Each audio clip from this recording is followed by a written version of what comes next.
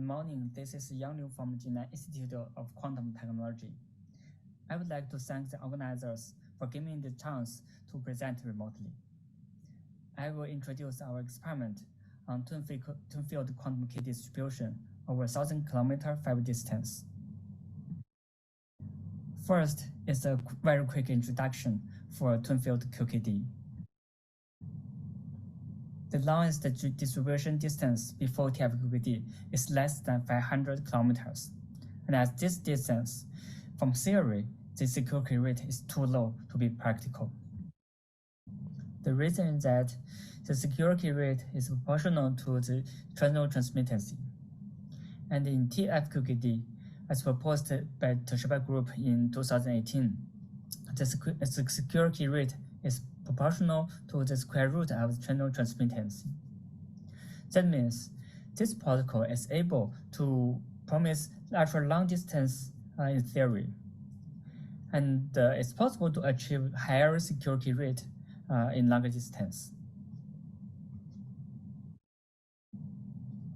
TF-QKD developed very fast after its proposal, breaking the 500-kilometer barrier and achieving 1,000 kilometers now.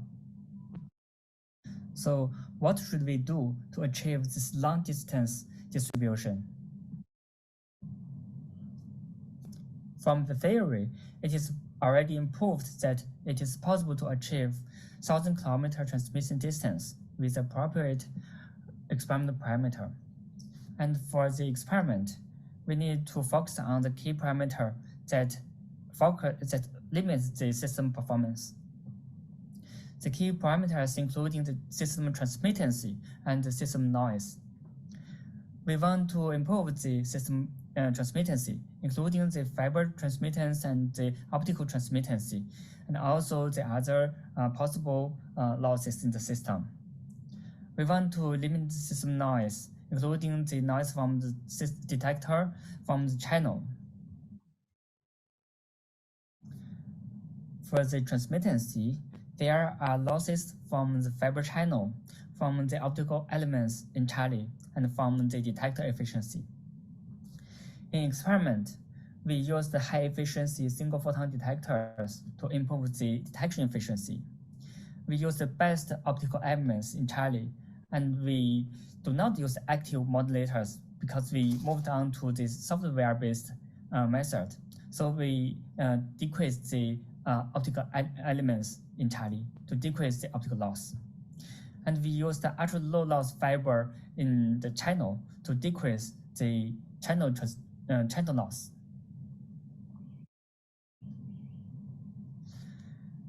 If we're using single-mode fiber, commercial fiber, the attenuation might be as high as 200 dB. And for commercial ultra-low loss fiber, the attenuation is still high. In the experiment, we collaborated to develop ultra-low loss fiber using pure silica core technology and decrease the effective temperature in the manufacturing process. The attenuation for the total fiber is 156 dB, which is about 10 dB less than the commercial ultra-low fiber. The large effective area used in the fiber, also reducing the nonlinear effect in transmission. For the system noise, there are two parts of the main sources of noise. One part is identified as from the channel, either from the Rayleigh scattering or from Raman scattering. The other part is the dark count from the single photon detector. To decrease the system noise from the single photon detector, that is dark count, we use the stages of filtering technology. The main source of the noise is identified as the black body photons from the environment. This is thermal photon coming along from the fiber to the single photon detector in the 2K stage. So first, we use the coating the fiber at the 40K stage to eliminate most of the long wavelength noise photons. And next, we inserted a bandpass filter at 2K stage. This bandpass filter has a 5 nanometer bandwidth that is possible to filtering most of the blackbody photons from the 1 micron to 2 microns. The transmittancy of the bandpass filter is about 85%. Moreover, we use a DBR-based optical cavity to enhance the detection efficiency. The internal efficiency of the detector, including with the help of the cavity, is about 94%. With using the filtering technology, the system efficiency decreased to about 40%. Still, this is high enough for our experiment. We measure the dark count rate with this detector. The average dark count rate is about 0.02 Hz. That is when the system is installed. The dark count rate fluctuates and maybe increased a bit during our experiment. The next main source of noise is noise photons generated from the fiber channel. TF-QKD requires a single photon interference from Edison bulb. So that means we need to stabilize the wavelength difference of Edison bulb's lasers. And we also need to stabilize any fiber fluctuation in the fiber channel. In our experiment, we used the ultra-stable laser entirely as a seed laser sending to Edison bulb. In Edison bulb, we used the optical phase lock loop to lock the local generated laser to the remote seed. And for the fluctuation from the fiber channel, we need to find some way to compensate any phase fluctuation in the channel.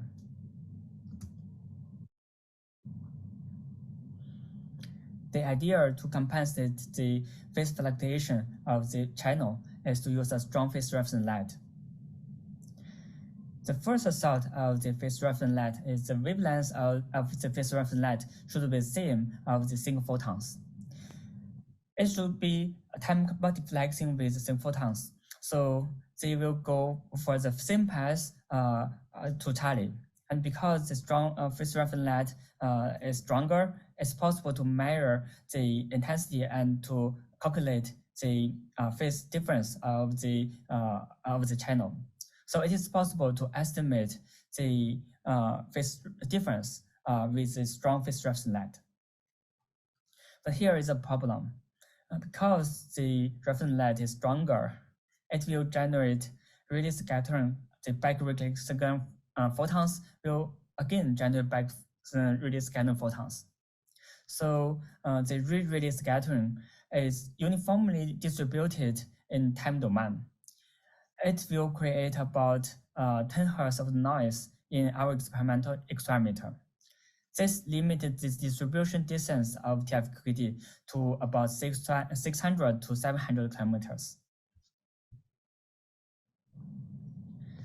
In 2021, the Toshiba group proposed a dual-band stabilization method.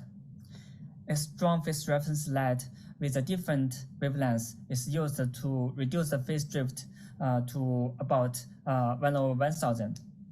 And then a dim phase reference light with the same wavelength of the quantum terminal stabilize the phase drift with lower intensity. It's possible to filter out the Rayleigh scattering noise of the strong phase reference light with WDM with the wavelength filtering. And the Rayleigh scattering of the dim phase reference light is not a problem because it's much lower. Here in the red lower part, we can see that the phase difference of the two wavelengths are almost the same for a short time period. In our experiment, we found the Raman scattering from the strong phase reference light cannot be eliminated in the ultra-long distance. The Raman scattering is orders of magnitude lower than the Rayleigh scattering, but the wavelengths can be distributed to different wavelengths, so it will induce noise to the wavelengths of the quantum signal. That means we cannot filter the Raman noise simply by a WDM. So here we use the time multiplexing method to reduce the Raman scattering. We send the strong phase reference light only when we do not send the quantum signal. And in the red lower part, we can see that in the first 400 nanosecond, when we are sending strong phase reference light, the noise is mainly coming from the Raman noise is about less than 1 Hertz. This is slow enough, but not good enough for the 1,000-kilometer experiment. So in the quantum signal region, in the last 600 nanosecond, the noise is about 0.03 Hertz, which is very close to the dark count rate of these signal photonic detectors. That means we have almost eliminating all the noises from the channel. In the experiment, we developed a software-based dual-band stabilization method. The method is based on data post-processing, so we do not need to add any active modulators at Charlie. This reduces the optical losses at Charlie. We first calculate the phase difference of the strong phase reference light from Alice and Bob. And next, we unfold the phase, assuming that the adjacent phase, the phase changes continuously. So here we can observe that the strong phase reference light drift at a rate of about 22,000 per second. We also observe that the residual phase is reduced by more than 1,000 times compared with the phase drift, compared with the strong reference light, similar to the reported hardware-based dual-band stabilization method. With the software-based method, we can also estimate the phase difference of the quantum signals more accurately. We consider the wavelength difference of the strong reference light and the quantum signal. We estimate the phase again, and the result shows that in about 30 seconds, the phase is stable with a standard deviation of about 4.3 degrees. And finally, we need to estimate the initial phase difference in one time period between the reference light and the quantum signal. Here we use also a mean error model. We can, for example, in the red lower part, we can estimate the phase difference with the strong and the dim phase reference light. Besides the key parameters, we build supporting systems. We have a feedback system for the varying time using the strong phase reference light. We achieve about less than 10 picosecond stability of the when the feedback is on. We developed a two wavelength polarization feedback system to feedback the polarization of both the strong phase reference light and the quantum signal using the electronic polarization controller and set it at Alice and Bob. We have a local intensity feedback inserted at Alice and Bob to stabilize the intensity at the output part, and also to stabilize the ratios between the different decoy states. We can guarantee about less than 1% fluctuation for the intensities. So here we have a system running at 1 GHz system frequency and about 350 MHz effective efficiency. We have about 156 dB channel losses, and we have the total noise about 5 times 10 to the minus 12. We achieved 1,002 kilometers in asymptotic region and 952 kilometers considering the fitness size effect. In shorter distance, we achieve 47 kbps in 202 kilometers and about 11 kbps in 300 kilometers. We think this is practical for TF-QKD in short distance. I would like to thank our collaborators working on experiment, on theory, on the ultra-low noise single photon detector and the low loss fibers. I would like to thank our funding agencies. And thank you for your attention.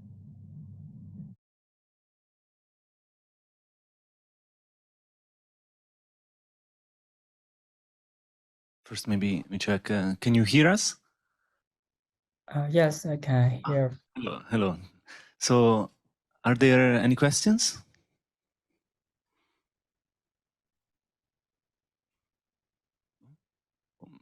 Maybe I have one very general question. So, as you showed, we consistently, after the introduction of TF-QKD, we consistently beaten the record of distance in a key exchange. And now this result is quite remarkable. Do you think we should expect like a new record soon enough, or we're reaching a little bit the maximum distance that this technology allow us to get?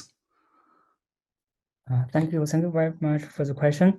For us, we actually we think we would like to working on the practical system for using the TF-QKD protocol. For the TF-QKD protocol itself, I think the current experiment is not the limitation of the experiment. So it's possible that in some group, maybe as maybe some other group, it's possible to achieve a longer distance and with finite effect in consideration. But for us, I think we are focusing on the practical application of the protocol. Thank you. Thank you. I have a question. So, do you think what's the limitation to improve the distance record? Maybe repetition rate or dagger counts or the protocol? Do you think which one is more important, or do you have any suggestions? Thank you. Thank you for the question. It's a very good question. For me, I think I don't know which is most important one, but for me, I think the easiest one is to improve the transmittancy of the channel. From the literature, we found that it's possible to achieve about 0.14 dB per kilometer for the fiber. For us, we use the fiber with ultra low loss, but still the attenuation is a bit higher. So if we are using a better fiber channel, it's possible to achieve a longer distance at once.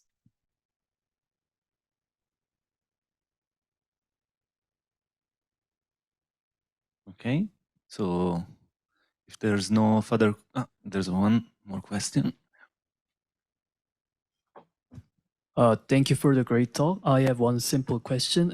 What is the core size of the fiber you used in the experiment, please? The effective area is about 125 micron square. So you can calculate the core size. We did not focus on the size of the fiber, and in using the fiber, we just splice the fiber with normal single-mode fiber. The insertion loss and the field slicing loss is very slow, very low.